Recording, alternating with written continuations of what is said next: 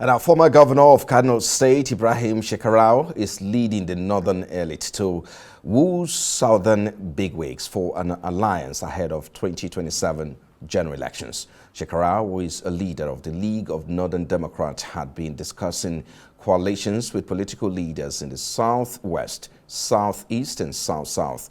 The convener of the League of Northern Democrats, Dr. Umaru Ado, had on January 5 declared the group's readiness to transform into a political party, citing the need to create a unified and credible national political platform. According to Ado, the League of Northern Democrats plans to transform into the League of National Democrats to provide Nigerians with a viable alternative for leadership and governance. Reports say former President Olusegun Obasanjo and ex-head of state Yakubu Gowon are among supporters of the group. And now let's have a discussion on some of these issues with Dr. Amadi, who is the director, Abuja School of Social and Political Thought. Thank you so much for joining us, and Happy New Year, and welcome back. Thank you. Happy New Year. Well, I mean, the political dynamics in Nigeria is shifting gradually, and of course, you just heard it with the plan by the League of Northern Democrats to transform into a political party. That's one. But the question is the fact that they are leading. I mean, the conversations really is the fact that they are leading efforts to forge alliances within the southern political leaders. So there are two questions first. The first one is that what do you think is motivating this push for collaboration across regional lines? And of course, will I say, yes, regional lines and interest. And second is that how significant is the development ahead of 2027 general elections? Well, I think the common the wisdom for any political pundit is that any effort to remove the incumbent, the ruling party from power, has to be a national, a national coalition. It must be not regional. And again, learning from how APC dislodged the PDP. The PDP has been the most national of all Nigerian parties, arguably, since 1999. So I had power for 16 years partly because of his national outlook, and therefore could win election in what we can call Nigerian terms swing states, but borrowing the American lexicon. And so, if you really want to, then APC won also by creating somewhat of a merger between what appeared like a regional party, APP, and then ANPP, and then later Buhari's CPC, right? And then, of course, the Tinubu's party has always been more like a Southwest phenomenon, and so that merger with ACN, that merger with a rump of what they called New PDP, Atiku Abubakar, Mechi, and then Rochas with Abga, created a national platform to challenge a national party and defeat it. So that's the wisdom. I think what's driving it now is the fact that it looks like Tinubu APC is vulnerable, clearly. In 2023, APC ought to lose the election on account of the performance of Buhari. If you look at the election, if you win 8 years is enough to always to be kicked out of power. Right. If you are strong, you could maintain additional year. But usually, once the president, the incumbent, is no longer supervising the election, the chances of defeating the ruling party become stronger. And the opposition lost that opportunity in 2023, partly because it was balkanized, and partly because perhaps how the elections were managed. With allegation, of course, the Labour Party will always claim they won the election, actual votes, even though they're not returned. Now, the ruling party, 8 years of Buhari becomes a burden. 4 years, you see, when you're an incumbent, you risk losing the election because every headwind, every bad economic situation is your fault. So it doesn't matter whether you're working hard. So whether you like it or not, if things are not looking well, whether inflation, whether income, devaluation, poverty, insecurity, the ruling party takes a hit. So this ruling party is actually in a position to lose election. But it doesn't happen as a default. It don't just lose election. So you need to build that coalition. Right. And so what's happening now is saying, look, this is vulnerable, this is a moment to win. But then you have to look at the electoral map in Nigeria and say, what kind of coalition do you need to couple together?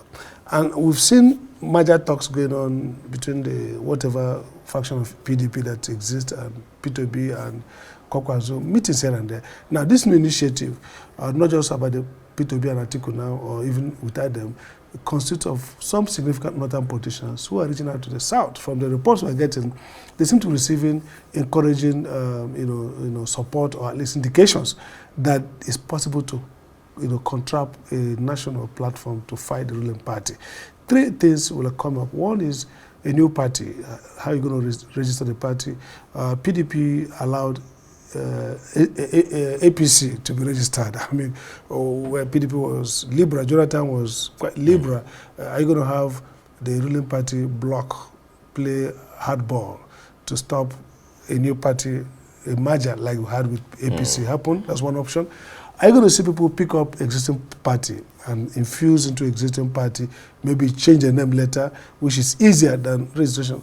Are you going to see a merger of existing parties? So those options are up in the air. But what is clear is that 2027 is coming so soon. The downside of it is that we are at a terrible time in terms of governance outcome, that you would want the ruling party to pay more attention to governance. But these moves will force them to play more politics. So we're going to be seeing from now, maybe for this first quarter, intensification of politics on both sides, of the ruling party, of the opposition. And the first victim is governance. It doesn't seem like they can chew gum and walk. It doesn't seem like the ruling party and the government can play big all-out politics and also sustain all-out governance. So that balance is what we're going to watch at, whether as they're drawn out in the months to come, to be more political, to get into the field, and to try to disrupt these coalition forces. Do they have enough bandwidth, enough reserve team that will be carefully paying attention to the economy and security challenges we have? So far, these crises are compounded, and then the team they have on ground looks like weak, and then to now deplete it to politics is what some of us will say, okay, you know what, maybe good governance has ended. We're going to enter into campaigns on 2027, and that will not leave the economy well. I mean, if you look at Nigeria's political system has often been criticized for fostering unity and ethnic politics, and which is anchored on interest, basically. And so do you think that the emergence of groups like the League of Northern Democrats now could genuinely promote a pan-Nigerian agenda? Because that's the essence of alliance, and that's what people want to see. But do you think they have what it takes to form a genuine pan-Nigerian agenda that cuts across, ethnicity, tribes, religion, and of course, political rights? I think those mentioned have that credibility and reach to bring in across ethnic groups. By the way, let's not exaggerate the ethnic character of Nigerian politics. Maybe the ethnic character of voting. Nigerian politics has been pan-Nigerian significantly. The question is it ideologically patriotic? So PDP, look at PDP. It's all Nigerian platform. People can argue it's a all Nigerian platform in disarray.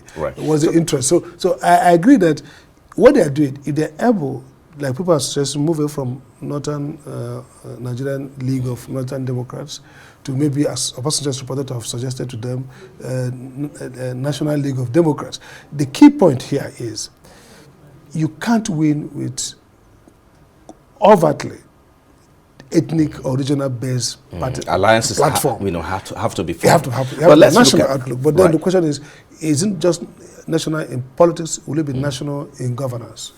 That's a great question. But then, I mean, why the League is also making an effort here to bridge the gaps and forge alliances across the South, particularly, I mean, the Southeast came into conversation. But the Southeast at the moment appears to be grappling with internal divisions with two factions of Hanese, one led by Mbata and, of course, the Okuku in Port Harcourt. And so how do you interpret this development and what the political implications is for the region as well? Oh, sure. I mean, first, that factionalization is not new to Nigerian political, cultural, political. But it will seem this is the first time we're seeing this division within the Ohanese. Yes, no, but don't forget that which are supposed to be putting you're right. One from the strong. No, don't forget that there's a group that calls themselves Ohanese, led by one other character. Right. But this is the real Ohanese. That's number one. Number two, we saw with Afeni Fere Renewal, Afeni Fere this. This is what's going to happen. Uche Kuku, who is our comrade, very strong comrade from way back in universities and our struggle, who has been a committed core Igbo leader, and of course has been secretary of Ohanese under former chairman Wodo, President Wodo. His group claim to have held their own in Port Harcourt. But what is clear from all the optics is that the leadership of Ohanese from Iwanyanwu that passed on to the acting president, Osichukwu, right, held that election in Enugu. And so there's really no faction in my view. But Senator Mbata is the Ohanese president. Of course, Ohanese had the problem of either a group of people splitting off and maybe not happy with the pro-establishment politics of the main platform. They try to go their way, but really this is not a big deal. This is, I would have loved Uche to be president because of his passion for Ohanese and Igbo, for the Igbo struggle. But look, those who make decisions, the delegates who vote, look at the network, look at other issues. So in my view, now the implication politically, that look, Ohanese has been, interestingly, whenever it's an election year and Ohanese is in, Ohanese gets enmeshed in a crisis. The crisis is that the leading political factors would now like to war Ohanese, who will capture Ohanese. And so the political battle now will be, don't forget that Hope Uzodinma, the governor of Southeast Governors Forum, is the chairman, he's a leading APC light, he's actively involved in, the governors have basically captured the Ohanese platform. And part of what some of us are arguing for is to retrieve that platform from the governors. The governors are influential, they will remain, but it shouldn't be like a department of the governors. And so what we're going to see build up is how much will Ohanese internal politics play into the dialectics of the larger 2027 presidential politics. Are we going to see what we saw under Jonathan when there was effort to capture Ohanese for the president, for President Jonathan, and some group push back? Are we going to see what we saw when Buhari tried to engage Ohanese and was blocked? And Ohanese, of course, supported Atiku Abubakar. Are we going to see a neutral Ohanese that's going to say, you know what, let's focus on strategic interests of the Igbo nation. And that interest might be an interest that's congruent with democratization, free and fair election. So it's watch out for how this, but obviously be assured that the political marauders, if you like, and the contenders and the and the leading lights of politics in this country, 27, are going to look at Ohanese. In fact, the election of Ohanese president so far is also a mini political contestation within the larger context. So you're going to see that how Ohanese moves in the years to come will also be determined largely by what kind of politics Ohanese plays and how the forces, impact on our internal process. All right. Let's quickly wrap it up with this. Give us your predictions with how these development will shape, the political landscape ahead of 2027 general election. That's one. Secondly, we're seeing the likes. I mean, according to this report, that the ex-head of state, Gowon, and of course, former President Olusegun Obasanjo are also throwing their weight behind the League of Northern Democrats in this coalition, in these alliances as well. So how crucial do you think their backing is for credibility and acceptance? I think Obasanjo is a usual culprit or usual suspect in this matter because he's going to play key role, always hard. Gowon, I'm surprised. I mean, if he gave that advice, I don't think he'll play open game, and he hasn't got too much political weight to throw around politically. But again, prediction. I think that we're going to see an effort to try to stop President Tinubu through a pan-Nigerian approach. The question is, would there be a merger? Would the personal interests of the major contenders really allow them to serve a larger strategic interest to come together? I have my doubts as to what the nature of coming together will look like. I think the puzzle here remains what would P2 be. Now, this is a certain president, Tinubu, within the Nigeria convention. I think that maybe 8 years is for one zone, then it switches off. So how are we going to swing back to the north? Or are we going to get back to the south for 4 years? We'll have Tinubu for 4 years. So that trade-off, the big question, the big elephant will be, should we, what do we do with Mr. Pito? Because he has some control over what happens at the end. But my prediction is that maybe they will fail to come together. Dr. Sam Amadi is a director of Abuja School of Social and Political Thought. Thank you for your insightful analysis. Yes.